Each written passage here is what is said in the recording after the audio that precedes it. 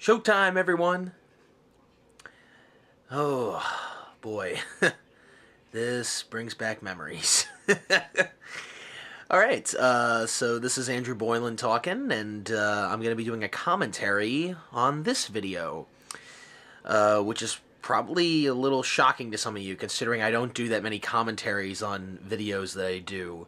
In fact, I think I haven't done a commentary since one of the heavy-duty episodes that I've done on my YouTube channel. But, yeah, I'm going to do a commentary about this video because literally this video could have been 3 hours long. I mean, there was so much behind-the-scenes stuff that Dan and myself did. And considering the fact that this video's only been up on YouTube for about 3 days and it has over 300 views, which surprises me because not that many people tune into my channel, yeah, I figured I'll do a commentary and go into a little more behind the scenes, since a lot of people actually seem to like this video. So, yeah, I'm going to try not to repeat what you hear in this video, but I'm going to go into a little more detail here. Oh, boy. Rocky and Bubba singing Country Roads. They've been doing that for 25 years now, almost 25 summers. Now, the way this came about is, oh boy, I'm so young in that picture. I'm 8 years old in that picture. That was taken in the summer of 2001. Okay, now, the one thing I do want to talk about is, before I talk about how this all began and the details behind it is, some of my friends have been asking me, oh, where did you get the pictures? Like, where'd you get the pictures of the pictures of the man and dog looking like that from 25 years ago? And where'd you get the footage? It's all me. I have my own personal archives. It's quite clearly in this video that I've been obsessed with them ever since I was a little kid. And my parents have been taking photos of them when I was younger and video of them when I was younger, and I still have it. And the funny thing is this, when I went to the managers and spoke to them about doing this and bringing back the 90s look, I'm not kidding here. Not one picture of the man and dog did they have. They had pictures of other rides and stuff that were there in the 90s, and some of those pictures I put in this video of the rides that you see, like the giant wheel and the skydiver and the city jet, but not one picture of the man and dog. All the pictures of the man and dog that you see in this video are mine in my personal archives.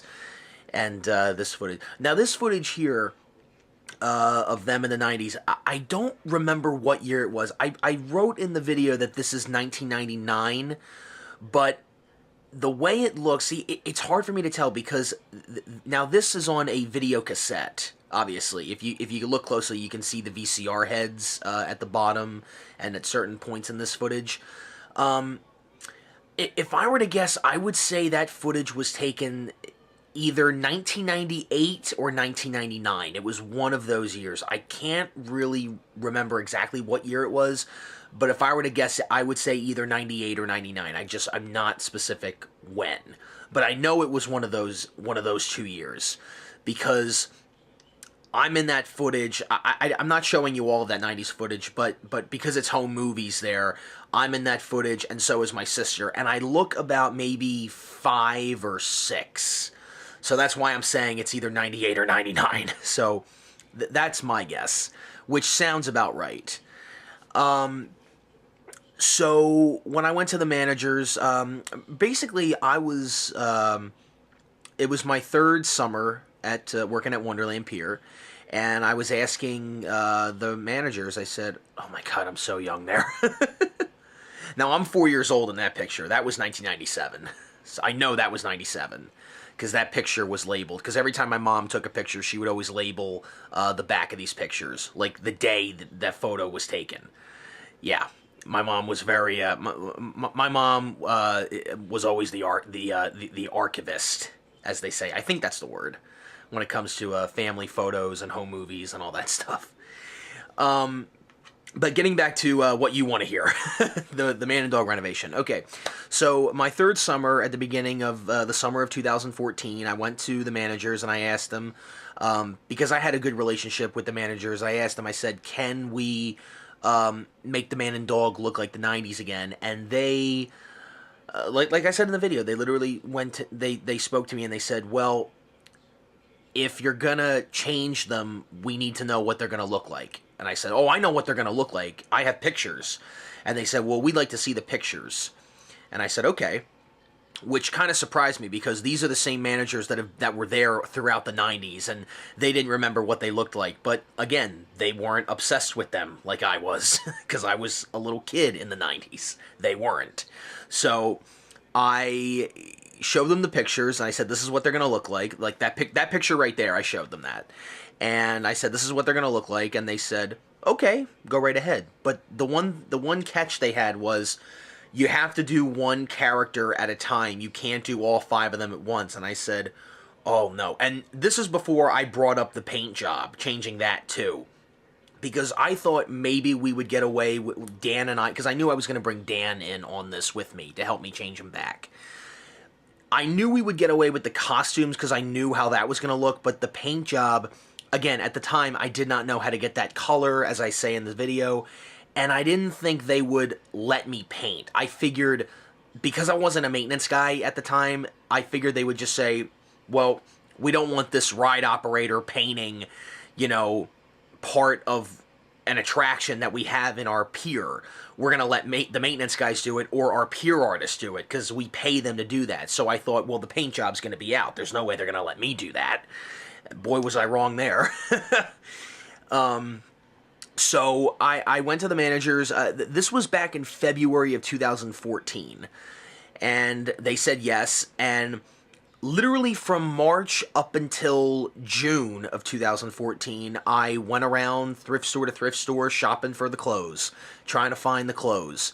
And literally, like, going from store to store. Now, the one thing about the bandanas that Rocky and Bubba wore, there was one there was one bandana. Now, if you look at the design of the bandana, not the color, the design, I wanted, like I said, I wanted them to look as if we stored all the old clothes in a storage closet and we just brought it back out 15 years later. So I wanted it to look identical to the 90s. I got about 95% of the way there, but, you know, it was close enough. But this one thrift store I went into, I was looking for the bandanas, and I found this one shirt, and I swear it had the exact same look that the original bandanas had. The problem was, it was the color blue. It was not brown. And I looked at that and I'm like, oh man, that's such a downer, because if this thing was brown, I would buy it in a heartbeat. It looks just like their old bandanas. And so that didn't work. So I found, I went to another thrift store and I found a piece of clothing that was brown, and it did look similar to the 1990s bandanas, but oh man, that blue garment with that design, it looked just like the old bandanas. But the problem was, it was blue, it wasn't brown, and I didn't want that. I wanted the ones that looked like the ones they had on from 1993 to 1999, which was the look we were trying to bring back. And this paint job, oh boy. The one thing I do want to say this about that paint job, when our Pier artist changed it in 2007, let me tell you something. There's a video, there's 2 videos I have on my YouTube channel. One is, it's the whole show of the man and dog, and it's split into 2 parts. I think it's the man and dog 1 out of 2, and then the man and dog 2 out of 2. That footage was shot in August of 2007. And right after I shot that footage, literally the next week, I went back to Wonderland, and that paint job was there. That green, colorful paint job. So I literally filmed them, that whole 2-part video that I have on my YouTube channel, I filmed that a week before our Pier artist changed it. So I'm glad I got that footage, because that was the original paint job, you know, that was there from 1993 to 2007. So I'm glad I filmed them like that. I'm glad I went up there when I did, because if you look at their clothing, that they were in the middle of a renovation. Like if you look at the man and dog's suit jackets, they have long sleeve shirts on, and Rocky and Bubba don't have any shirts on. All they have on is the vest. And Henrietta's, like at that point, Henrietta was getting new feathers. You know, her old feathers were dusty. They were getting rid of them, and her new fake feathers were coming in. That's why her head is wrapped up with part of her dress. She kind of looks like a pirate a little bit, because the new feathers were coming in. So they were in the middle of doing the second renovation at that point. So that's why she looks like that in that video, just in case some of you guys are wondering. Yeah, so June comes around, June 2014, and I finally have all the clothes ready, and the hats are made. And I spoke to the managers. I was all ready to put the clothes on them, and they said, "Oh, wait, you can't do it. You have to wait till October." And I said, "October? Why?" And they said, "Well, it's going to take at least a day or two to put those outfits on them." And me being naive, I thought, no, it's not. It's going to take like 25 minutes to put them on. And boy, was I wrong. It took at least 3 days to get these outfits on them, because it took a day just to get those vests off. Because, like I said, those suits were so dusty, I couldn't rip the fabric. I had to get scissors and really cut the pants off and the vests off and the shirts off. I mean, it was hard, because they've been wearing those outfits since 2000, you know, so it was a long time. It was like 14 years, 15 summers, technically. But they said you have to wait till October, because we're open daily now, because this was June. We're open 7 days a week. You're not going to have time to do it, and we don't want you doing that while we're open. It doesn't look presentable. So I said, okay, fair enough. That's fair. That's fair. So I'll wait till September, October, when the summer starts to wind down, and we're only open on weekends. That way, during the week when we're closed, I'll come in and I'll work on them then. And they said, that's fine. So I did that in October of 2014, and the pictures of them with the outfits on, but the colorful paint job is still behind them, that was taken by me. That picture right there that just passed, that drawing of them, I drew that, wait for it, from memory. Yeah. I'm a huge nerd. And I'm probably the only one, well, I'm probably not the only one, because a lot of people like this video, but like I said, guys, I had a big obsession with these characters when I was a kid. Now, some people are probably wondering where we got these guys from, because some people call these guys Chuck E. Cheese animatronics, and I can't say that they are. I want to say yes and no, because, well, let me tell you where these guys came from.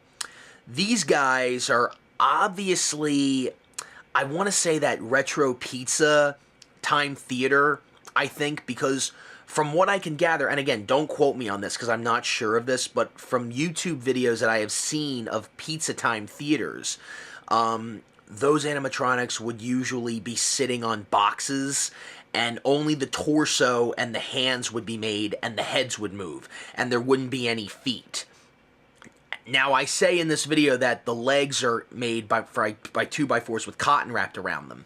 So, I think these guys are Pizza Time Theater animatronics. I think. I could be wrong about that. I have no idea. But I think. But don't quote me on that.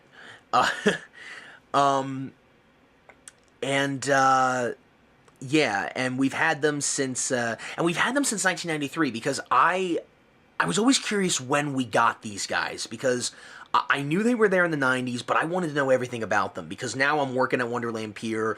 I've had so many questions since 1997, 98, 99 when I was a little kid, and I always wanted to know about them. And when I went to the Pier managers, they barely had any answers for me, because the managers. Here's the thing. I don't want to say anything bad about anybody in this, but the thing is this: they're not really focused on cleaning up the man and dog. They're more focused on fixing rides and making sure the pier looks nice for our guests and everything, which is understandable. They only really go up to the man and dog and fix them if something bad happens, like if one of them is broken, or if the air compressor isn't working, then they'll fix them. But they don't really check up on them every day, which they really shouldn't, because you don't have to. You know, once you have everything set in stone, you should be good, unless something breaks down. And then when something breaks down, then you got to go up there and fix it, which is pretty easy with these guys, because I'm usually the one that's doing that, because I'm eyeing these guys left and right, because I know how they work and everything. So yeah, getting back to the story, I know I'm kind of all over the place with this commentary, but I'll keep it my best. Oh, Bubba. Now, the one thing about Bubba's eyebrows there, his eyelids, they're gray there, and they're gray now, I think. Yeah, they are. I have this one video on my YouTube channel when I filmed them back in 2004, and he had pink eyebrows then. I always thought that was kind of interesting. He had pink eyebrows. I guess it's so it matched his nose, I guess, because his nose was pink back in the day. And I did like the pink eyebrows. And I was thinking about changing his eyelids back to pink when we were when I was painting Rocky's eyes and Henrietta's eyes. I was thinking about bringing pink eyelids back on Bubba, but then I thought, nah, it's too much. I like the gray, because the gray matches his fur, it matches his, what's going on up there. So I left them the way they were. I left them gray.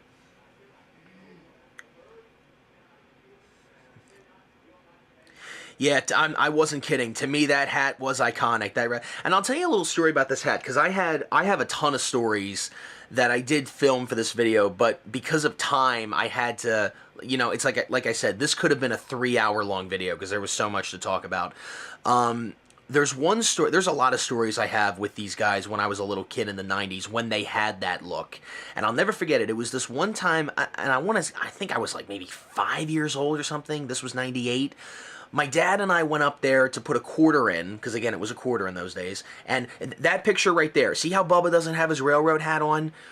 We went up there, and I noticed he didn't have his railroad hat on, and we were looking for it. We couldn't find it, and we looked, my dad and I were looking, because now we're not allowed to go over, you're not allowed to go over the fence that's in front of them, that's supposed to keep the guests away from them, but we looked over, and we noticed his hat was sitting on the ground in between his box that he sits on and Rocky's box. So we found the hat, we picked it up off the ground, and my dad gave me Bubba's hat, and he said, "Hey Andrew, put this hat on you. I'm gonna take a picture." And I was a little 5-year-old kid. I'm holding that hat, and I'm like, "Oh my God, this is Bubba's railroad hat. I'm actually touching this in my hand. This is so cool." And I was a little kid, and I put the hat on, and the minute I put it on, my head started pinching like crazy, and I took the hat right off. I put it on, I immediately took it off, and I looked inside. There were pins in the hat. And my dad and I looked at that, and again, my head hurt really badly. I mean, it wasn't bleeding or anything, but it hurt. I mean, like, you're putting pins in your head. I mean, it hurt. But I looked at the hat, and I looked at the safety pins, and my dad kind of put his hat back on. He didn't pin it back to his head, but we looked at it, and we put it back on Bubba's head. And I remember thinking to myself at the age of 5, so that's how his hat stays on his head. I wonder if the dog and the man and Henrietta have pins in their hats, to keep their hats on. But that was the beginning of it. That was when I got interested in the behind the scenes of, how everything stays on. So it was really cool when October of 2014 came around, and I made them look like that again.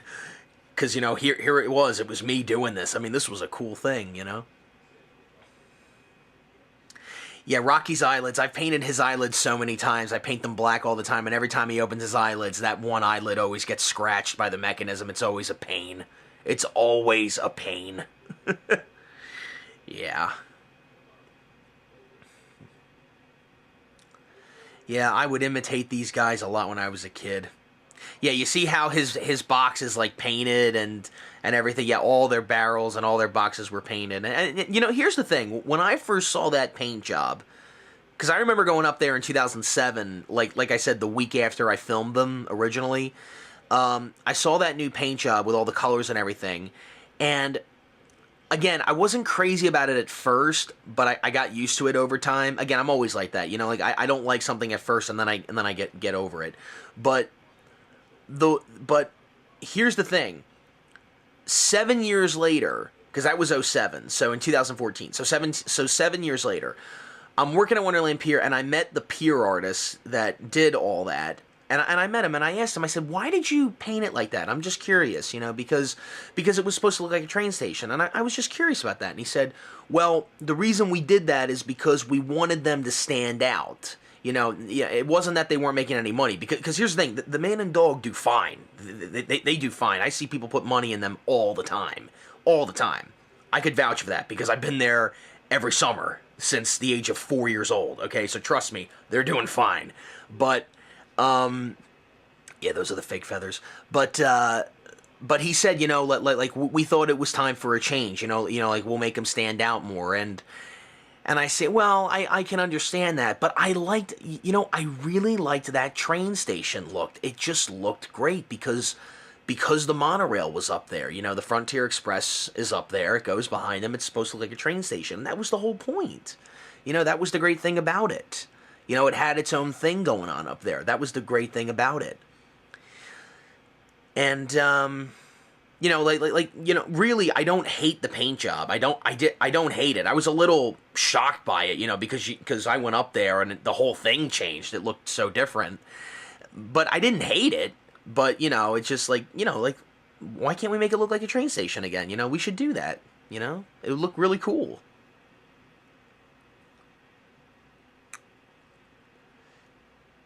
Yeah. And by the way, here's another thing. The Pier artist that works at Wonderland. Okay, so here's what happened. We got them in 1993. At the end of the summer in 1999, when our Pier artist put the new fur on them. And when I say new fur, like a lot of people are probably thinking, well, they came as Chuck E. Cheese animatronics and he put new fur on them and all of a sudden they're different characters. Not true. That is not true. What happened was they've looked like that and they've had those names because these guys were specifically made for Wonderland.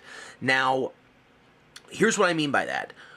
We bought them from, I forget the guy's name, and again, I don't want to name names in this, but I honestly do forget the guy's name, but we bought them from this guy back in the early 90s, and when we got them, we had to change their dialogue because they say stuff in the dialogue that revolves around Wonderland. Like Henrietta will say, like at one time at the end of one of the songs, she'll say like, "Oh, go ride the log flume, it's the best."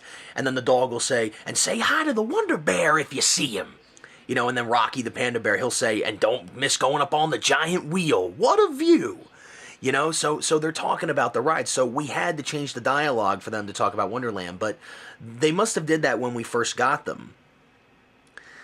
Because they've been saying that dialogue ever since I first saw them. Trust me, I've had this thing memorized for over 20 years. Oh, boy.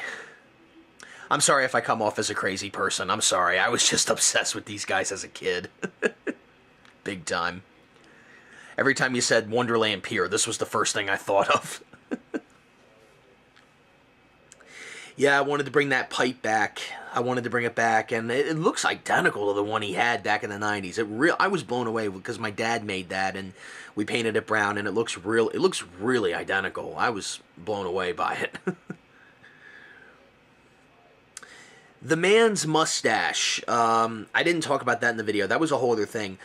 In the 90s, the man had a mustache and a beard, and I was trying to think of a way to bring that back, and the problem with the mustache is, in the 90s, and you can see this in the video footage that's in this video and in the pictures, the mustache and the beard are literally made of hair. It was literally hair, okay?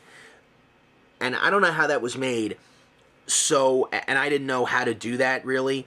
Now, I didn't want to give him the beard, because for some reason, all throughout the 90s, the man, as far back as I can remember, the man never moved his mouth. He never did. You heard his dialogue, but he never moved his mouth. He didn't start moving his mouth until our Pier artist did the renovation in 2000. Then he started moving a lot more, and he started singing along.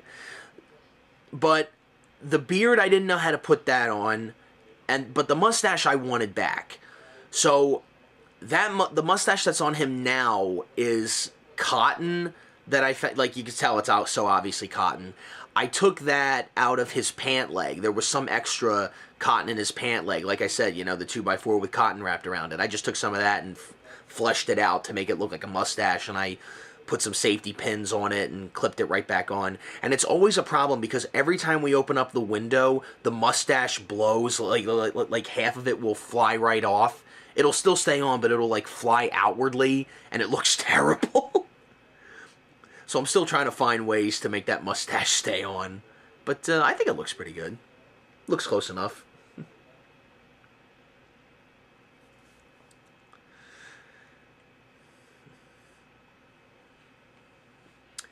So in 2014, October rolls around, I put the news. I will say this.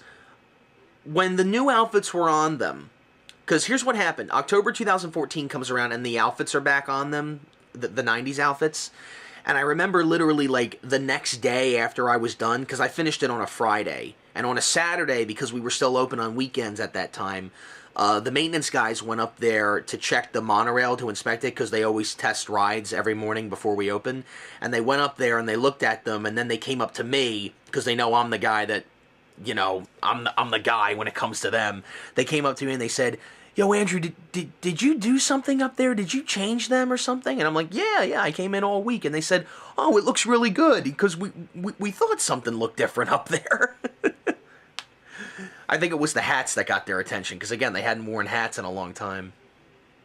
Yeah, that picture right there. They looked like that from October of 2014 all the way up until March of 2015.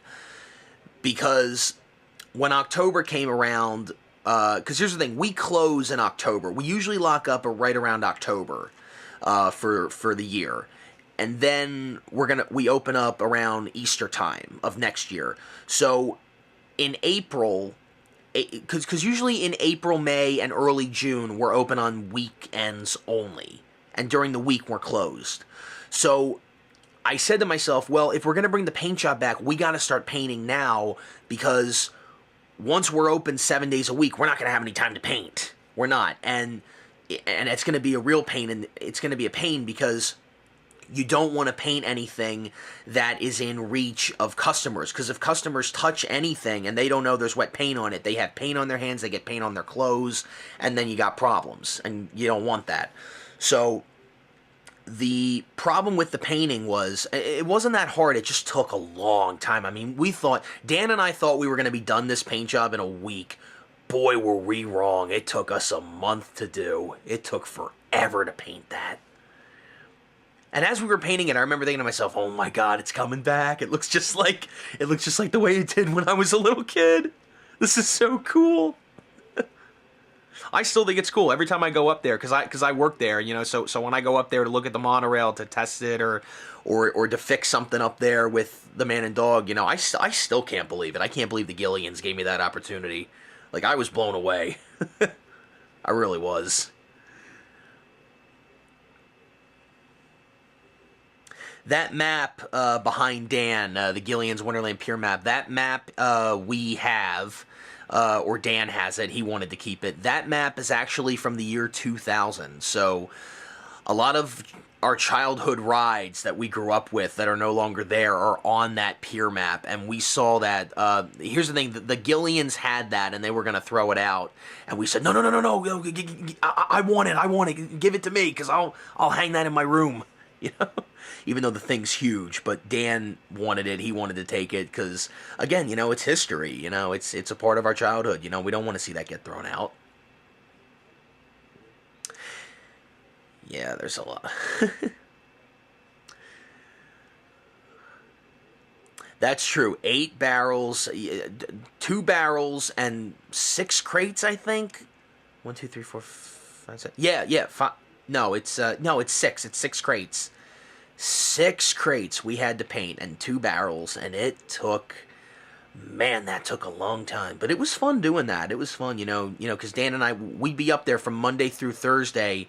From 9 a.m. until 5 p.m. just painting and playing playing the classic hits of the 70s because we're really into retro music, or I'm really into retro music, as they say nowadays. I'm really into the music that my parents grew up with, like.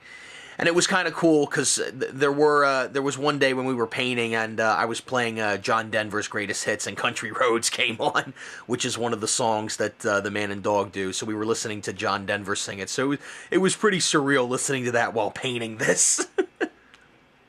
And they also do Thank God I'm a Country Boy, which is also a John Denver song. They do a couple of songs. They do a lot of songs that a lot of people don't really know nowadays. Like they do Rocky Top Tennessee. They do Your Cheating Heart from Hank Williams. They do, I think they do Mockingbird Hill from Patti Page, I think her name is. Like, I don't really know Patti Page music. I just know, I know that Burl Ives did a version of Mockingbird Hill. The guy that does the voice of Sam the Snowman and Rudolph. For those who don't know.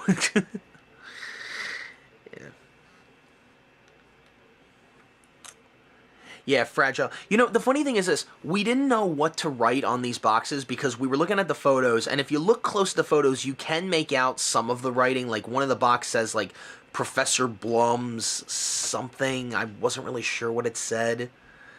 But it was hard to read. I think one of the barrels says Dynamite on it back in the 90s, but again, we didn't see that at the time because some of these pictures I found after we painted it.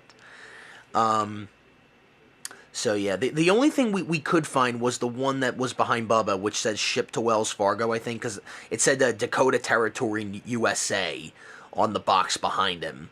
That was the only one we could make out. So that one we wrote back on the box that sits behind him. That's the only one that we could make out. The rest of them we made up stuff like City Jet spare parts and shipped to the Man and Dog. And that shipping and receiving sign, I will say something here. The shipping and receiving sign that sits above them, that's another iconic thing for me. And that's also something that our Pier artist made, that did the original paint job. He made that shipping and receiving sign back in the 90s. Our Pier artist, he's done amazing things for Wonderland over the years. Like you really should see some of the stuff he's done. He's actually, I'll name a couple of things he's done that are still in the Pier. He did, if you look at the front of the building on the boardwalk, you see these fairy tale murals hanging on the building. Like one of them's Humpty Dumpty, and the other one is Jack and the Beanstalk, and the cow jumping over the moon. He did all those. He made all those. Those have been sitting in front of Wonderland since the late 80s. And I knew, because here's the thing. When Dan and I met this guy, this Pier artist, when we were doing all this, he started telling us everything, because again, we are huge fans of Wonderland Pier, and we started asking him about all this stuff, and he said, oh yeah, I did that. And we were like, get out of here. Like we were total geeks. Like we just geeked out big time. We were just a huge fan of everything there because a lot of his artwork has been there all throughout the 90s, so we still remember it. And that cardboard conductor that's right next to the tunnel, that guy right there, he did that too, all aboard the Frontier Express. Now that thing used to sit right at the top of the ramp. When you came up the ramp to ride the train, that's where that used to sit. That used to be a height measuring stick. Because the other side of that cardboard cutout says, it's about time for the train to leave, but y'all can't ride unless your head touches my lantern. And on the other side it says all aboard the Frontier Express. But we wanted to bring that back up because he still had it lying around and we wanted to bring that back. We said that belongs back up at the Frontier Express. Put that back up at the ride. And that's what we did.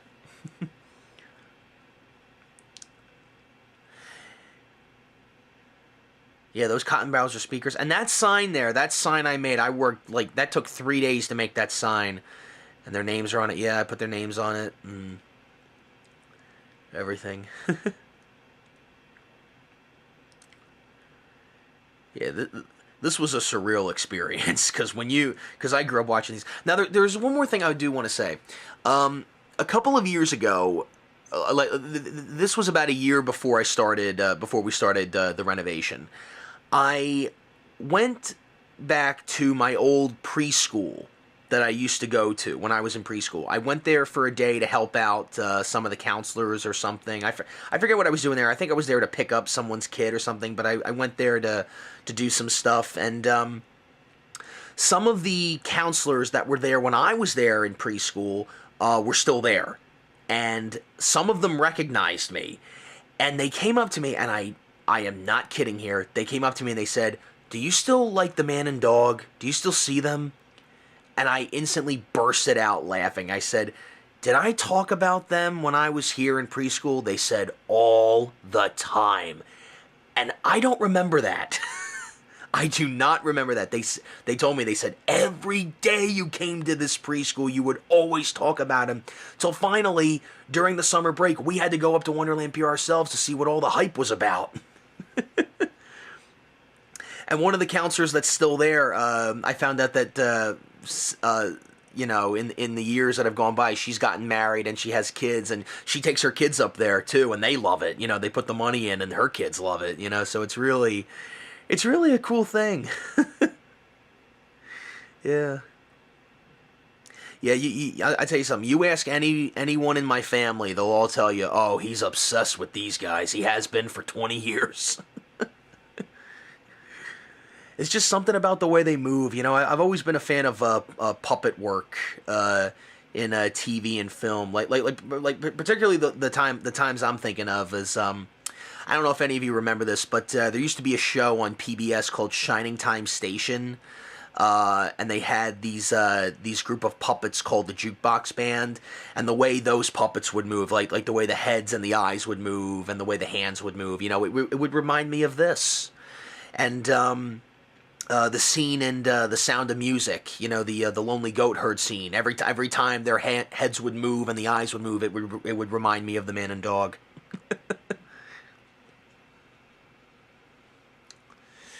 Yeah. You know, working at Wonderland Pier, I don't know why so many people call the train Thomas. Well, I know why they call it Thomas. I know why. It's technically not Thomas the Train. I mean, like, it's actually a good thing that the kids call it Thomas because they can relate to it, which is good, even though it's not, because we've had those trains for over 30 years. So I don't think it's Thomas the Train. I don't think so, because if you look at the trains we have and then you look at Thomas the Tank Engine, it's different. I mean, like, they call it Thomas because it's a blue train with a face. But, yeah, it's called the Frontier Express.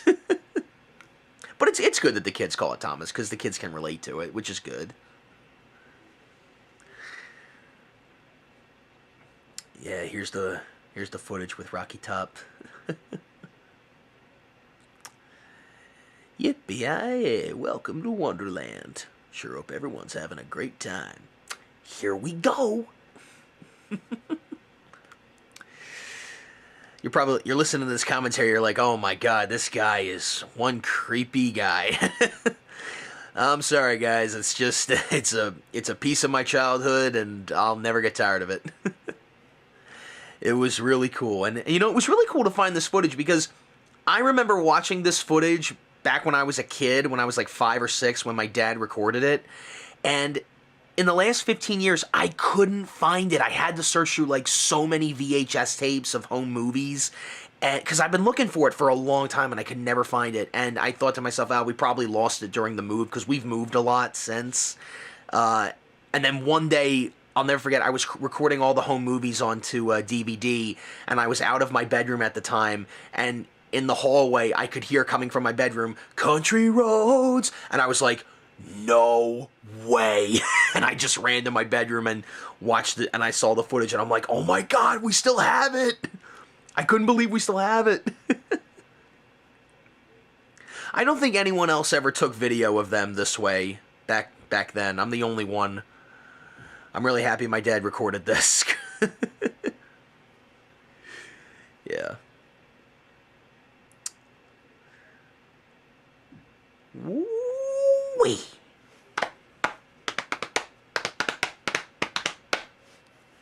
Yep, that's the drum roll every time. Now it's funny, you know, if you look behind them, you can see the headlights on the trains, on the smokestacks. If you look close, we don't have those headlights on them anymore, but it's good to watch this old video to bring back memories. Well, guys, that's about it for this commentary, and I will see you guys in another video on my channel. Take care.